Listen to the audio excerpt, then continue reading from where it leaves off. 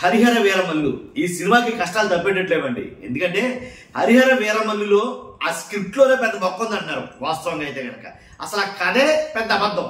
ఆ కథలో నిజం లేదు, అంతా కల్పితమే.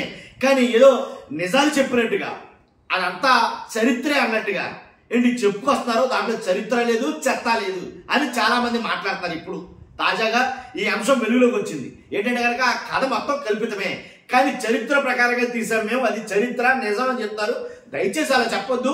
స్క్రీన్ మీద ఎలాగా ఏదైతే మనం ఏదైనా మందుబాటును తాగుతున్నప్పుడు మద్యపానం ఆరోగ్యానికి హానికరం అని ఎలా వేస్తున్నామో, అలాగే పోస్టర్ల మీద ఏదైనా కొంచెం అసభ్యకరంగా ఉంటే కనుక ఏ సర్టిఫికేట్ అని అలాగే ఎలా అయితే ప్రదర్శిస్తున్నామో, అలాగే ఈ కథ మీద ఈ కథ కల్పితం, చరిత్ర కాదు అని ఏమని కొంతమంది సాంఘికంగా ఉండేవాళ్ళు, కొంతమంది సామాజిక కార్యకర్తలు కొంతమంది అయితే మాట్లాడుతున్నారు. అవి ఇప్పుడు బాగా ట్రెండ్ అయినాయి. ఆ విషయాలు ఎందుకు మాట్లాడుతున్నారంటే కథలో చాలా మొక్కుందని మాట్లాడుతున్నారు. ఎందుకంటే అసలు కథ కరెక్ట్ కాదంటున్నారు.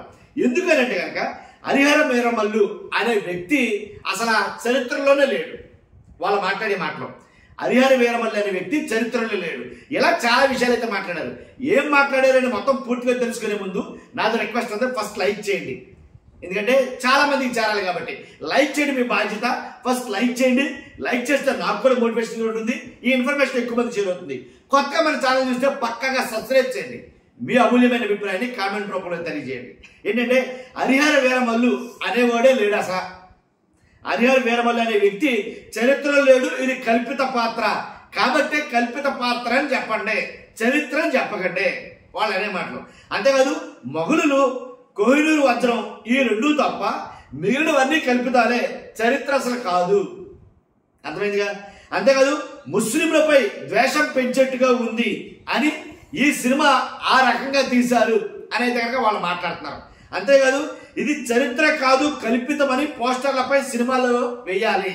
అంతేకాదు కోహినూరు అనేది కృష్ణా ఒడ్డున, అదే ఆంధ్ర కర్ణాటక బార్డర్లో దొరికినప్పటికీ అక్కడి నుంచి కాకతీయ రాజుల చేతుల్లోకి వెళ్ళి మళ్ళీ అక్కడి నుంచి ఢిల్లీ సుల్తానుల చేతుల్లోకి వెళ్ళి మళ్ళీ అక్కడి నుంచి మొఘలుల చేతుల్లోకి వెళ్ళి అక్కడి నుంచి నాదిర్ షా, అక్కడి నుంచి ఆఫ్ఘనీ రాజు, అక్కడి నుంచి సిక్కు రాజు సింగ్, అక్కడి నుంచి బ్రిటిష్ వాళ్ళ దగ్గరికి వెళ్ళింది. వాళ్ళు దొంగిలించుకుపోయారు బ్రిటిష్ వాళ్ళు. బ్రిటిష్ రాణి కిరీటంలో చాలా కాలం ఉంది. తర్వాత భారతీయులు ఆ వజ్రం గురించి ఎక్కువగా మాట్లాడటం వల్ల అది తీసుకెళ్లి మ్యూజియంలో పెట్టడం అయితే జరిగింది. ఇది విషయం. కాబట్టి అసలు దోచుకెళ్ళింది, దొంగతనం చేసింది బ్రిటిష్ వాళ్ళు కోహినూరు వజ్రం, కానీ వేరేగా చూపించారు సినిమాలో అనేది వాళ్ళు మాట్లాడతారు. మొఘలుల్లో చెడ్డవాళ్ళుగా చిత్రీకరించడం అనేది కరెక్ట్ కాదు. మొఘలుల వంశంలో మంచి వాళ్ళు ఉన్నారు, ఆ రాజుల్లో చెడ్డవాళ్ళు ఉన్నారు. మొత్తం మొఘలులంతా చెడ్డవాళ్ళు అనడం చరిత్రని మళ్ళీ ఏదో తొక్కేయాలనే ఉద్దేశంతోనే అని అయితే మాట్లాడతారు. అంతేకాదు మొఘలు రాజ్యంలో చాలా మంది మన సంపాదన ఎక్కడికి తీసుకుపోలేదు. మొఘలులు మన సంపాదన ఎక్కడికి తీసుకుపోలేదు. కాకపోతే వాళ్ళు కూడా బ్రిటిష్ వాళ్ళతోటి ఆఖరి రాజు వరకు పోరాడారు. ఇది కథ. కాబట్టి అంతేగాని మొఘలులు హిందువుల మధ్య, అంటే ముస్లింలు హిందువుల మధ్య ఏదో గొడవ పెట్టేటట్టుగా కథ అయితే ఉంది ఆలోచిస్తే అని కొంతమంది సామాజిక కార్యకర్తలు కొంతమంది అయితే మాట్లాడతారు. తర్వాత బ్రిటిష్ వాళ్ళ ఊసే ఎత్తలేదు ఈ కథలో. అసలు కారణం బ్రిటిష్ వాళ్ళు కదా. ఇప్పుడు కోహినూరు అక్కడికి వెళ్ళిపోయిందిరా అంటే కనుక దానికి కారణం ఎవరు? బ్రిటిష్ వాళ్ళు దొంగతనంగా పట్టుకెళ్ళిపోయారు. కానీ ఆ కారణమైనటువంటి బ్రిటిష్ వాళ్ళని అసలు అలా ఊసే ఎత్తకుండా, అలా ఉత్తాపనే లేకుండా సినిమా తీసేశారు. అంతేకాదు చరిత్రని తప్పు పట్టాలంటే ఆధారాలు ఉండాలి. ఇది నేను చెప్తున్న మాట. ఒక చరిత్రని తప్పు పట్టాలంటే ఆధారాలు ఉండాలి. ఆధారాలు లేకుండా చరిత్రని మనం తప్పు పట్టలేము. వాస్తవంగా జరగ ఏ ఆధారాలను బేస్ చేసుకుని మీరు ఈ కథ రాశారు. కాబట్టి ఆధారాలు లేకుండా కల్పిత పాత్రలతోటి, కల్పిత వ్యాఖ్యలతోటి ఒక సినిమాను తీయాలనుకుంటే తప్పేనా తీయొచ్చు. అసలు సినిమా అంటేనే కల్పితం. కానీ ఇది చరిత్ర, ఇది నిజం, ఇదే వాస్తవం అనే మాటలు మాత్రం మాట్లాడకూడదు అనేది కనుక వాళ్ళు మాట్లాడతారు. నిజంగా అంటే నా ఒట్టి మాటలు కాదు ఇవి, వాళ్ళు మాట్లాడిన మాటలు నేను మీకు చెప్తున్నాను. ఒకసారి చూద్దాం ఆయన ఏం మాట్లాడాడు అనేది. ఒక చారిత్రక ఘట్టంలాగా మొఘలుల మీద హరిహర వీరమల్లు పోరాడి కోహినూరు వజ్రాన్ని తెచ్చినట్టుగా కథలుగా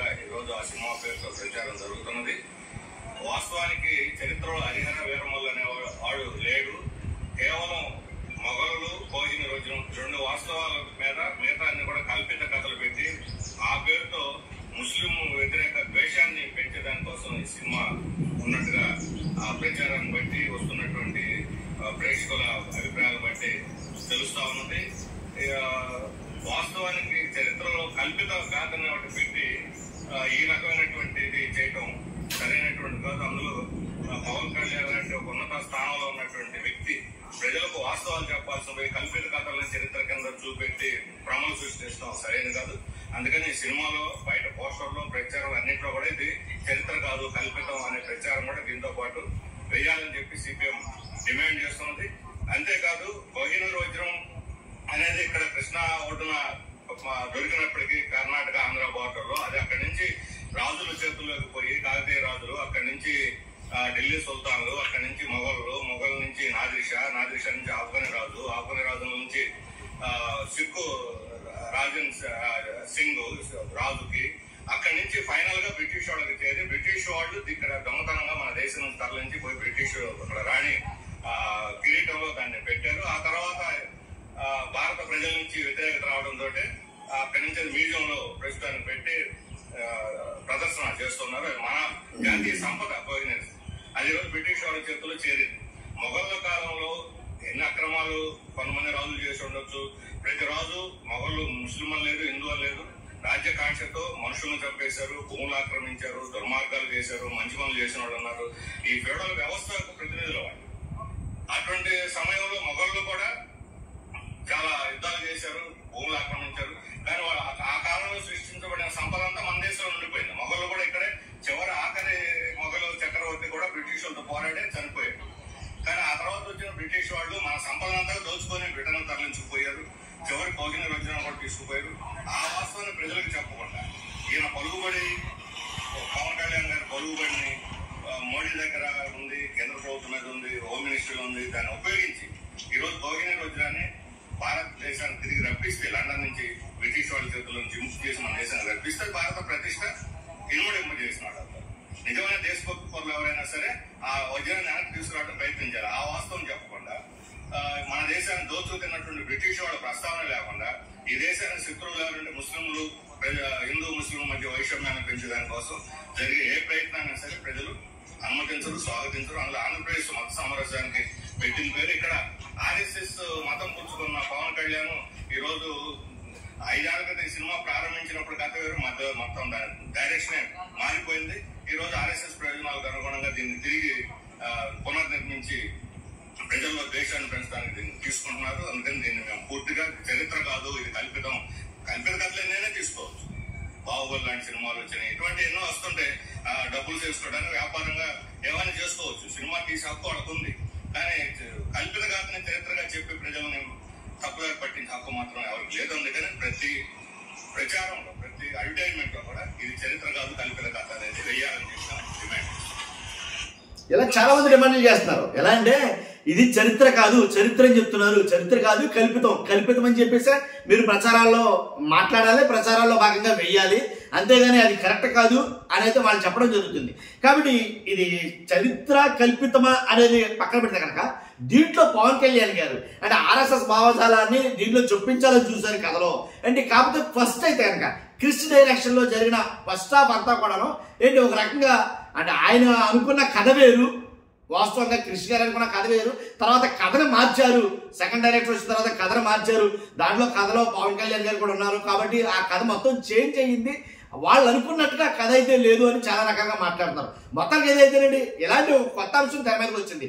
అది వాస్తవంగా అయితే కనుక ఆంధ్రప్రదేశే కావచ్చు, భారతదేశమే కావచ్చు, మత సామరస్యం కలిగినటువంటి దేశం మనది.